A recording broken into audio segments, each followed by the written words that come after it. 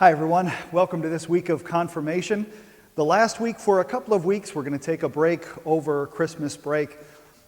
So let's talk this week about Christmas, or specifically the season that comes before it, Advent. Maybe you see behind me, and maybe you've noticed in our worship services, we are lighting Advent candles. We're going to talk about Advent and Christmas, and in fact, we're going to talk this week about the entire church year, sometimes known as the church calendar, or the liturgical year, coming from the word liturgy, which means the work of the people, the work of the worshiping community. We're going to talk about the whole year of church seasons. Now, one way of looking at it is in a graphic like this. And there are many, many different versions of this, but as you can see, it takes you all the way around the calendar year, the church calendar, with different seasons, different colors.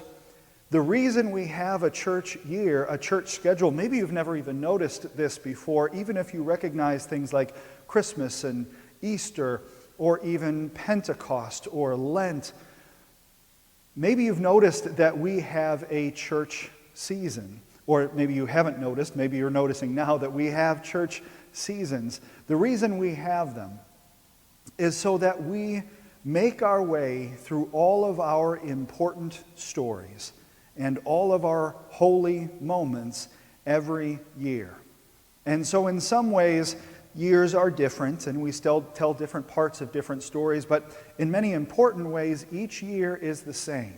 And each year, we touch on some of the most spiritually significant moments of our faith throughout that cycle.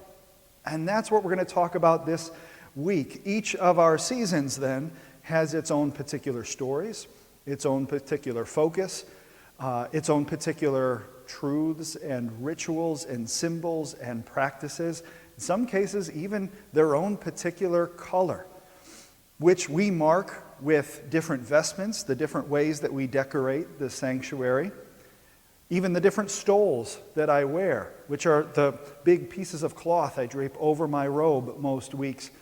All of those have to do with what season we are in the calendar church year.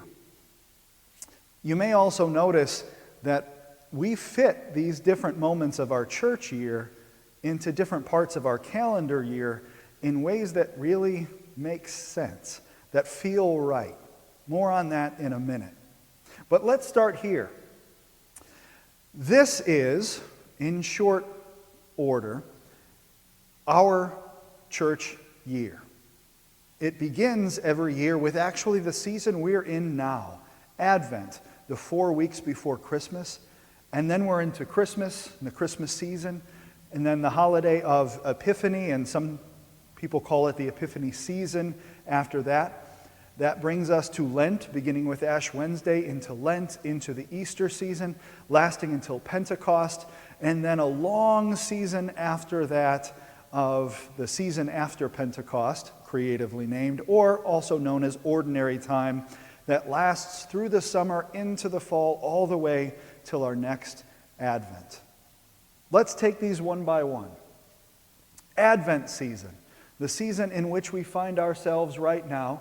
It's the 4 weeks of Christmas. It is a time of waiting and watching and preparing for the coming of God into the world, of the light into the world, about God among us, which is to say Jesus being born at Christmas. We mark this season with purple. That is a color of royalty at the time. It is also a color of seriousness.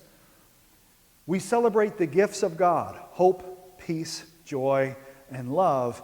And maybe you notice that we light candles each Sunday to celebrate the coming promise of God. And with the coming of that promise, there is hope, peace, joy, and love. That brings us, of course, by this time next week, we will be in the Christmas season. So we will have Christmas when all those promises are revealed. Usually Christmas is white, sometimes a little bit of red. What you may not know is it's not just Christmas Eve or even Christmas Day. We in fact have a mini Christmas season, the 12 days of Christmas. Maybe you've sung that song before or certainly have heard it. That 12 days of Christmas takes us from the day of Jesus' birth, and it's not always exactly 12 days because calendars are funny, but it takes us from the day of Jesus' birth to Epiphany, which celebrates the coming of the Magi and the revealing. More on that in a second. But in Christmas, of course, it is a celebration of Jesus' birth.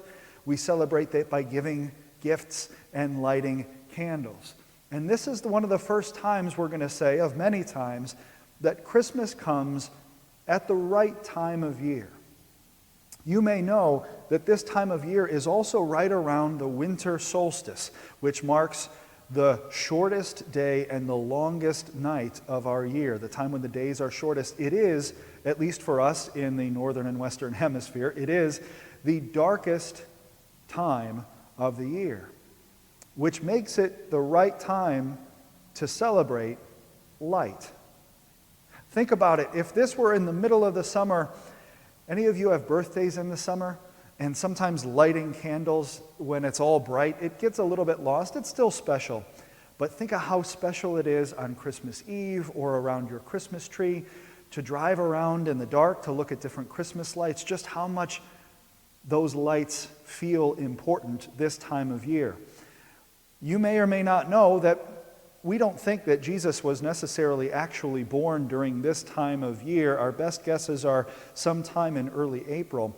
But the right time for celebrating his birth, even if it isn't his birthday, we can't be sure about that, is this dark time of the year because it's the time to celebrate. If the point of this is to say that God coming to us is like light in the darkness, this is the right time of year to feel that and to celebrate that.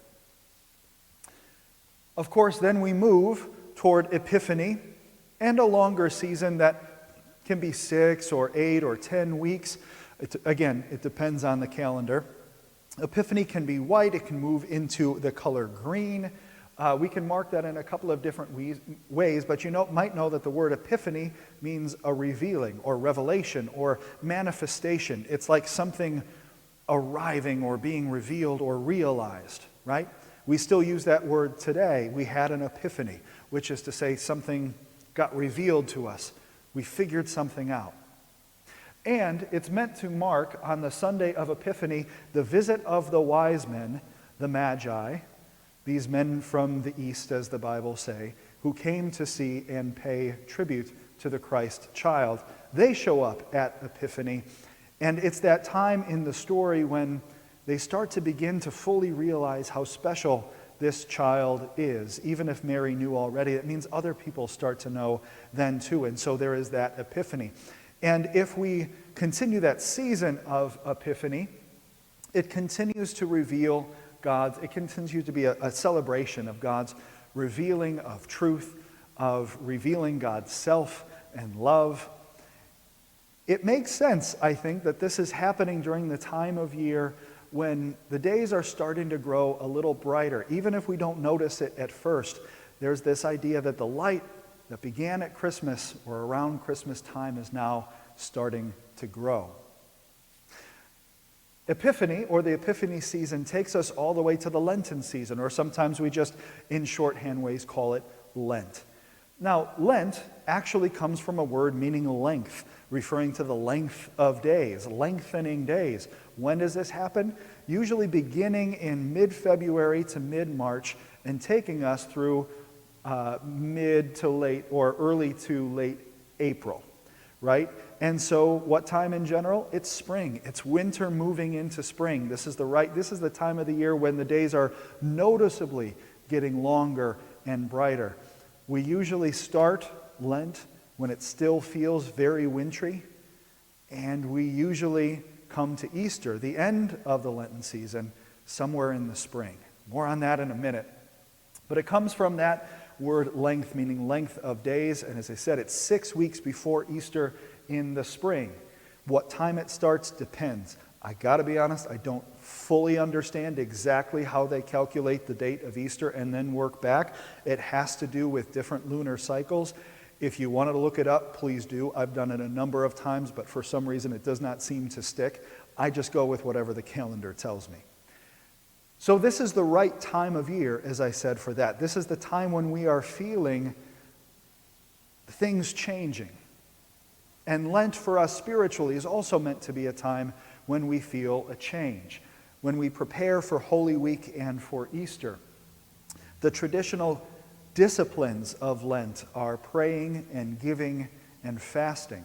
These are meant to be times when we focus on our spiritual life, on our spiritual health, on doing good works, and on becoming the people that God created us to be through prayer and through giving and through fasting. Maybe some of you still give something up for Lent as sort of a mini fast, a discipline, a way of bringing your attention to holy things. So we move through Lent beginning on Ash Wednesday. Some of you might remember Ash Wednesday services. I know I've seen some of you there.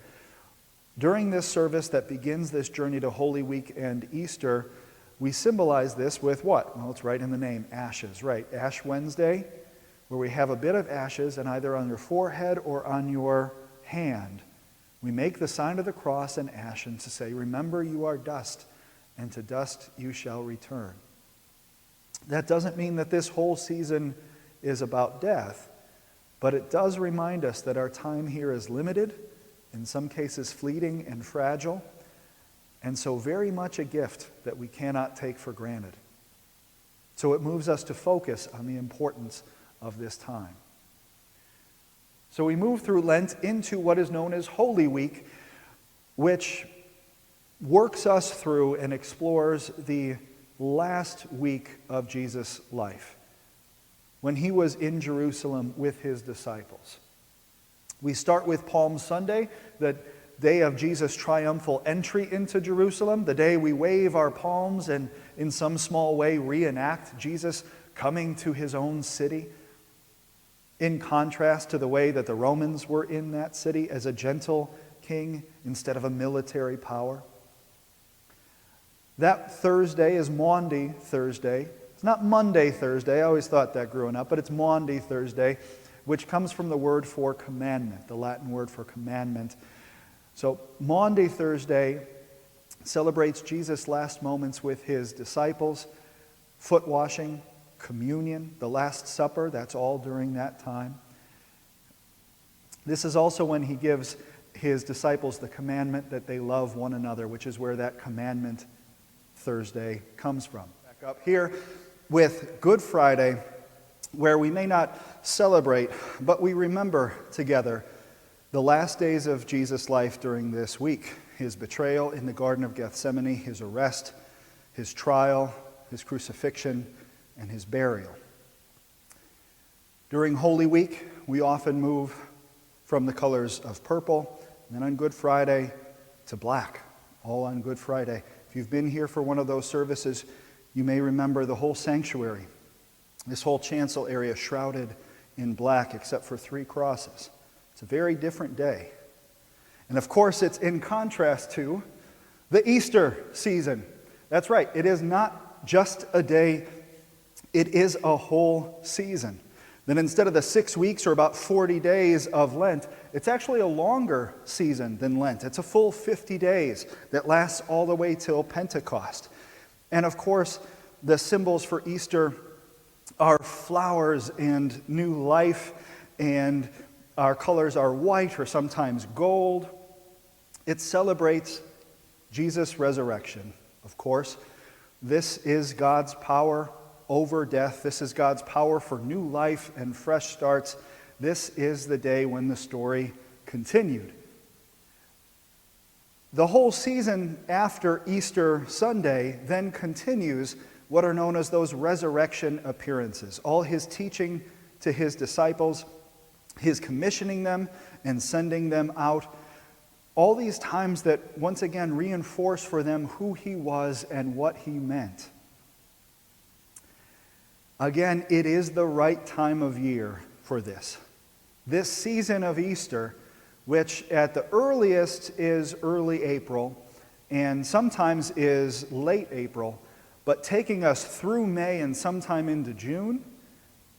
What is this? This is the time of year. This is fully spring into summer. This is the time when the whole world around us is coming back to life and feeling glorious and full and fresh and starting again. It's a time that is full of energy and hope and warmth and light, which is the perfect time to be celebrating God's recreating, resurrecting power. That's Easter. Easter ends in a holiday we call Pentecost. Sometimes Pentecost is in May, again, maybe through June, depending on when Easter was. But Pentecost celebrates the arrival of the Holy Spirit to the disciples. After Jesus had left and ascended, the disciples are there locked in a room together, afraid, until the Holy Spirit comes upon them in divided tongues as of fire, says the account in the book of Acts. And so we have usually red for Pentecost. Even though the Holy Spirit didn't come in the form of fire, it came in these divided tongues that reminded people of fire. And so we have fiery red for this day. And it rested on each of them and empowered them with gifts of language and healing and preaching and prophesying and all these wonderful things. We celebrate that day as the beginning of the church, which is to say that if we look at the day as disciples of Jesus, when it wasn't just about Jesus leading us, but that we ourselves were empowered to take on Jesus' ministry, and in fact were required to live out Jesus' ministry. This is the day we look back on, the day that God came to be with us in the form of the Holy Spirit to give us what we needed to be able to do God's work in the world. This is the beginning of the church. So, as I said, if that wraps up somewhere by the end of May or to mid-June, then the season that follows, there's not another specific season until the next Advent, usually that weekend after Thanksgiving. So late November, almost December. That's a long stretch there, usually about 6 months or so, that we usually call ordinary time, or maybe the season after Pentecost. That's a lot of our summer and into fall. And that's usually green for our color. And that lasts, as I said, all the way till the next Advent. Here's a simplified version. If you would like to pause there and look at this, it's certainly less complicated than the first one we saw, beginning with Advent through Christmas and Epiphany. Here they don't have an Epiphany season, they just have an ordinary time, taking us into Lent. The Triduum, also known as, is another word for Holy Week, into the Easter season. You see that that's even longer than Lent. A little bit of Pentecost, and then a long series of ordinary time that brings us back to Advent. That's our church year. That's our church calendar. And in the rhythms of this, we find the patterns of our faith. Sometimes our faith is about waiting and watching in the darkness for hope and for light. Sometimes it's about the revelations and the arrival and the gifts that Christmas and the revealings of Epiphany. Sometimes it's about the deep spiritual work, even grief or service or giving and fasting, the discipline of our faith as it is in Lent to prepare us for the serious times. Sometimes it is the scary, grief-filled times of loss as it is during Holy Week, where we huddle together with those who mean the most to us. And sometimes it's a miracle.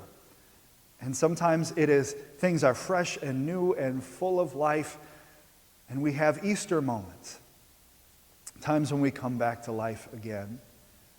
And then sometimes, let's be honest, sometimes we just have a lot of ordinary. Sometimes we just have a lot of days that are days.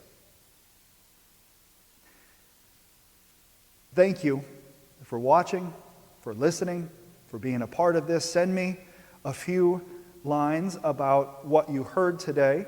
And if you recognize some of these seasons, maybe a couple sentences about what your favorite season is and why? I'll be curious to hear. Well, after this, as I said, we'll be off for a couple of weeks. Enjoy those weeks, and we'll see you in January. Bye-bye.